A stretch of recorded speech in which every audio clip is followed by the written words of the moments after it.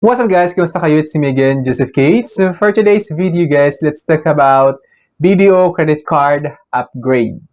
Paano nga ba mag-upgrade ng credit card natin sa BDO? Ano nga ba yung gagawin natin? Saan tayo tatawag? At saka yung steps talaga kung ano yung official hotline number ng BDO Contact Center para kayo ay makapag-request ng BDO credit card upgrade. At the same time, ano yung mangyayari kapag nagpa-upgrade kayo ng BDO credit card ninyo.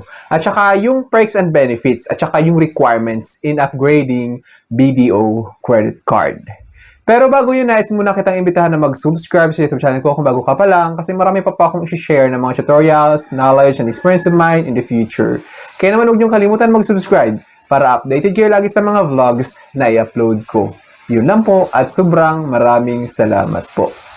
So as you can see guys here, to upgrade your BDO credit card, wait for an official SMS or email offer or call the BDO contact hotline at 632-8888-0000 to request that if you have good credit standing. So as you can see guys here, if you have good credit standing, pwede kayong tumawag sa official hotline nila. Ito yung official hotline nila which is yung 632-488-480.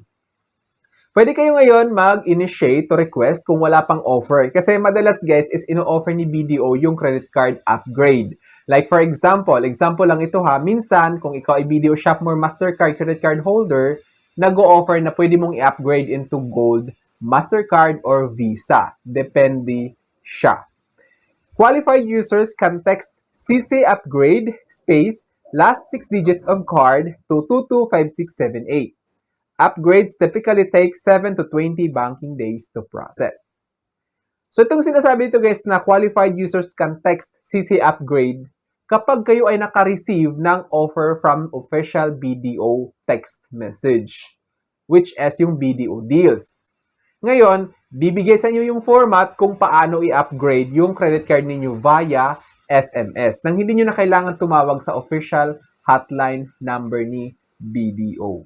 Nakalagay as CC upgrade space last 6 digits of card 2225678. Ganun lang kabilis. Tapos, pagka-text ninyo, automatic mag-reply na your credit card is now being upgraded. Ganyan is process for upgrading. Ganyan. Tapos, tatagal siya ng 7 to 20 banking days bago dumating yung replacement ng card or yung bagong credit card or yung upgraded BDO credit card. So ngayon, let's talk about how to upgrade your BDO credit card. So nandito yung step-by-step process, guys. Wait for invitation. BDO frequently sends SMS or email notification to qualified card holders for upgrades to Gold or Elite cards. SMS application.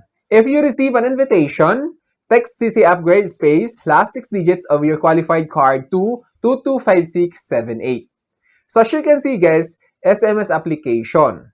If you receive an invitation, kasi kapag nakaka-receive kayo ng text message na in-invite kayo to upgrade your existing credit card into higher tier of your credit card, that's a best way to do. Napakagandang offer nun guys. It's because hindi mo na kailangan tumawag or kung ano pa mga requirements. It's because ito-text mo lang yung format na CC upgrade space last 6 digits of your qualified card. Then telemarketing hotline. You may receive a call from BDO officer. Alternatively, call the BDO hotline to request an upgrade if your account is in good standing. So ngayon, pwede kayong tumawag guys kung gusto niyo talagang ipa-upgrade, no? You can initiate to request for a credit card upgrade by calling their official hotline which is yung 632-488-480. Then yeah, let's talk about the requirements guys. You may need to meet the minimum income requirements. Example is 77,000 gross monthly income for Platinum. So ngayon kapag hindi in-offer, kusa lang ninyo, parang gusto nyo lang magpa-upgrade, no? Kailangan yung annual income requirement nyo kasi hahanapan kayo ng proof of income, kailangan hindi siya bababa sa 77,000 yung monthly income ninyo kapag gusto nyo Platinum credit cards yung ipa-upgrade ninyo. Take note lang guys na nakadepende siya sa credit limit ng existing credit card ninyo. Like for example, kahit yung BDO Shopmore Mastercard lang ninyo, pwede nyo siyang ipa-upgrade into Visa Signature kapag umabot yung credit limit sa threshold ng credit card na yon.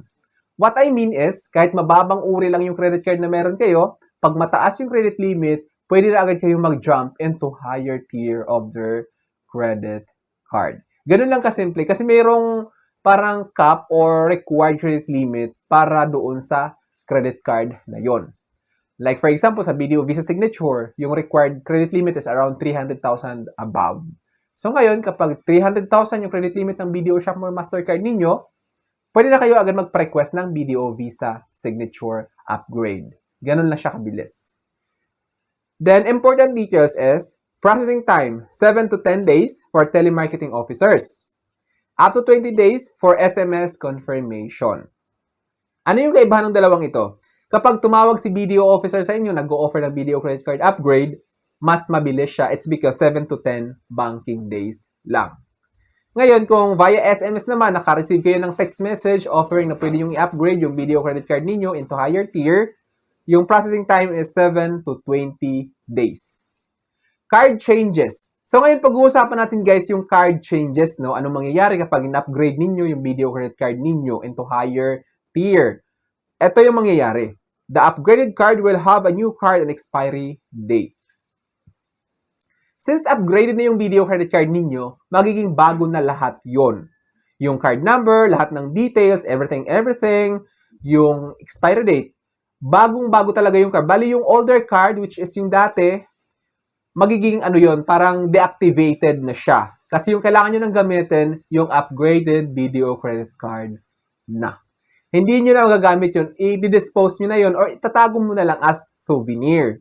Tapos yung credit limit, same pa rin unless nag-increase si BDO ng credit limit increase sa BDO credit card ninyo, much better. Okay lang yun, that's normal. Pero most of the time, kapag nagpa-upgrade kayo ng BDO credit card ninyo, same lang yung credit limit. Then ito, shared limit. New cards will generally share the same credit limit as your previous card. So ngayon, kapag hindi kayo nag-request ng upgrade, parang nag-add lang kayo ng credit card, ang mangyayari dyan guys is shared yung credit limit ng BDO ninyo. Hindi siya madadagdagan. Parang nangyayari kapag ginamit ninyo yung Shopmore Mastercard, like for example, or BDO Gold Mastercard, tapos nag-upgrade yun na Platinum or Visa Signature, kung ano pa man yan, Union Pay. Pag ginamit mo yung isang card, mababawasan lahat ng credit limit kapag nagpa-add kayo ng credit card. Pero kung upgrade, ma-deactivate yung old, then yung panibagong credit card na yung gagamitin nyo talaga. At saka ito guys, take note lang, when upgrading BDO credit card, it takes some process, no? Like for example, tulad ng sabi ko kanina, 7 to 20 days. So you must be patiently waiting for their upgrading process kasi minsan hindi pa dumarating sa bahay ninyo yung upgraded credit card. So, pwede nyo pa rin magamit yung old card hanggang hindi nyo na-activate yung replacement or yung upgraded BDO credit card. Tuloy-tuloy lang yung service nung card na yon na nauna. Tapos, pag dumating na yung upgraded card, na-activate na ninyo lahat-lahat, automatic yun ma-deactivate yung pina-upgrade ninyong BDO credit card.